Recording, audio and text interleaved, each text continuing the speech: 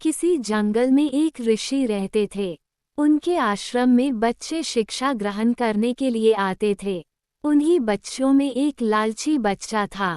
उसकी नज़र गुरुजी की कीमती चीजों पर रहती थी। एक बार गुरुजी और बच्चे किसी यात्रा पर निकले थे। रास्ते में गुरुजी को एक पारस पत्थर मिला। गुरुजी ने बच्चों से कहा, देखो बच्चों, यह कोई साधारण पत्थर नहीं है। तभी एक शिष्य ने कहा, गुरुजी, इस पत्थर की खासियत क्या है? गुरुजी ने कहा, इस पत्थर को हम पारस पत्थर के नाम से जानते हैं। ये पत्थर लोहे के संपर्क में आने से उस लोहे को सोना बना देता है। इतना सुनते ही वह शिष्य आश्चर्यचकित हो गया। उस पत्थर को लेकर गुरुजी और सभी शिष्य वापस आश्रम आ गए।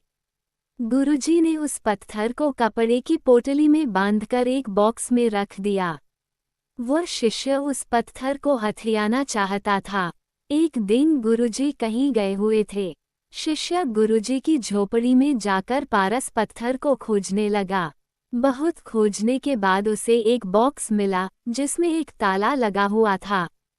चाबी न होने की वजह से वह ताला तोड़ने की कोशिश करने लगा, लेकिन वो उस ताले को तोड़ नहीं सका। तभी अचानक उसके दिमाग में एक बात आई कि अगर इस बॉक्स में पारस पत्थर रखा होता तो ये लोहे का बॉक्स सोने का बन चुका होता। वो उस बॉक्स को वहीं पर छोड़कर अन्य जगहों पर पारस पत्थर को खोजने लगा। शिष्य थक हार कर बैठ गया। उसे वह पारस पत्थर नहीं मिला। एक दिन गुरुजी अपने शिष्यों से आश्रम की सफाई करवा रहे थे।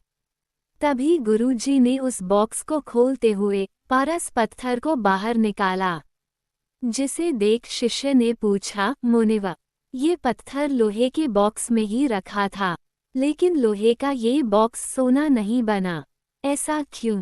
गुरुजी ने शिष्य को समझाते हुए कहा, जिस तरह इस पत्थर और बॉक्स के बीच में कपड़े की यह पोटली लोहे के बॉक्स को सोना नहीं बनने दे रहा है, ठीक इसी प्रकार से विद्या और विद्यार्थी के बीच में लालच, लोभ, मोह उसे शिक्षा प्राप्त नहीं करने देती।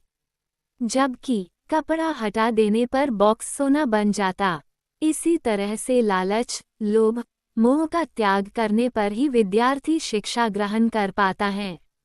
नैतिक सीख: शिक्षा प्राप्त करने के लिए आलस, निद्रा और बहाने को अपने दिमाग से निकालना होगा।